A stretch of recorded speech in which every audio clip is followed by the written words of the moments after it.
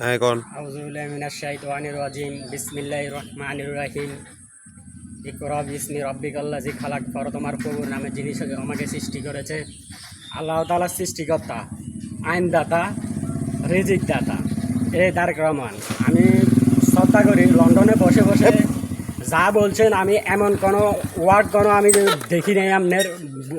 সব কিছু দেখেছি, কিন্তু হ্যাঁ নামাজ পড়ছেন ঠিক আছে, সব কিছু করছেন ঠিক আছে। আমি চাইতেছি আপনার সংসদে তিনটা জিনিস ফাঁস হোক। এক, সালাত। দুই, কালিমা। তিন, জাকাত সঠিকভাবে দেওয়া।